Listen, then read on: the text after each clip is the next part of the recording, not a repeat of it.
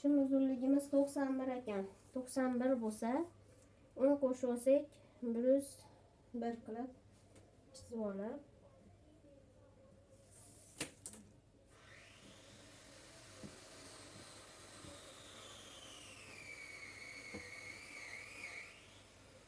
yozilgan holatini chiqargandim hali kuni shimda nozirolardiki. Buniki jincha bu razmerdagi biodrasi bor, jincha qonnalari ham borligi uchun jincha kattaroq razmerini chiqaryapman.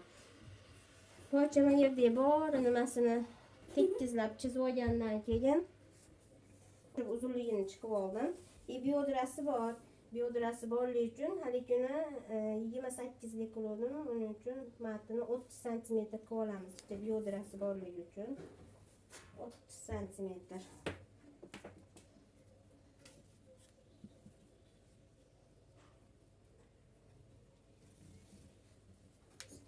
Tahlab olmadim. Hali kuni kronkaga qilib turib yozib holatini qildim. Hozir bir yo'li 4 tahlab olib, 4 tahlangan holatini qildim. Mana yerdan 6 cm chiqsak,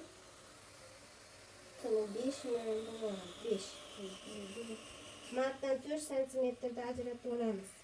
Oldi uchun.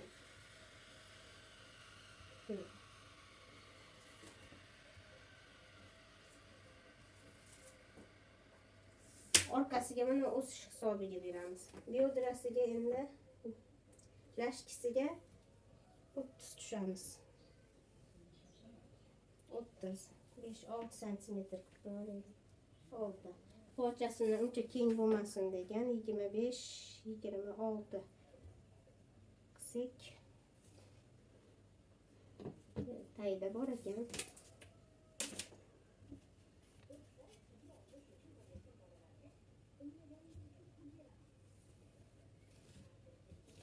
Endi shuni qiyishda ahamiyat bersak, mana ikkita qavatning tepa qismini qiyib olamiz xolos. Necha berib olib, tepa qismini berib olib. Faqat ikki qavatini qiyyapman. Pastkisi orqasiga berish hisobiga bo'ladi, biodrasiga o'stiramiz uni.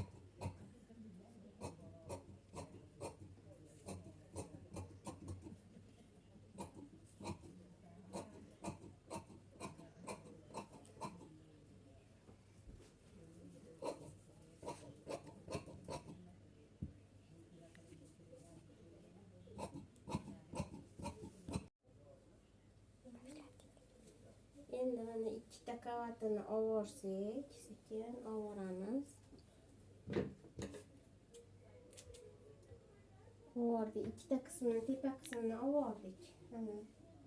Endi mana yerdan 4 cm biodrasi o'sishiga chizib olamiz.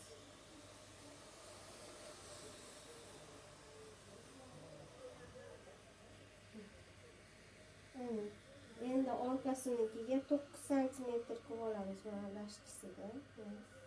Uni to'g'risiga chizib olib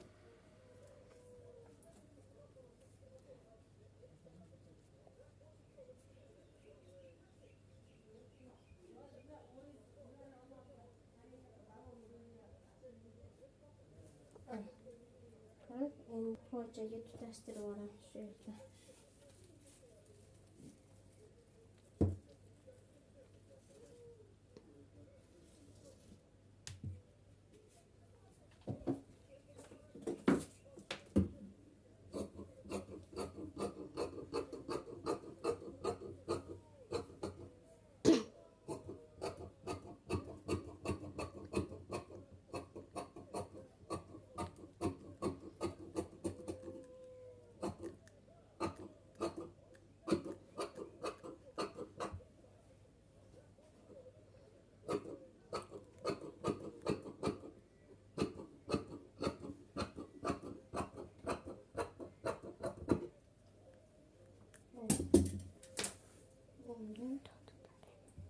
Neyse etikep.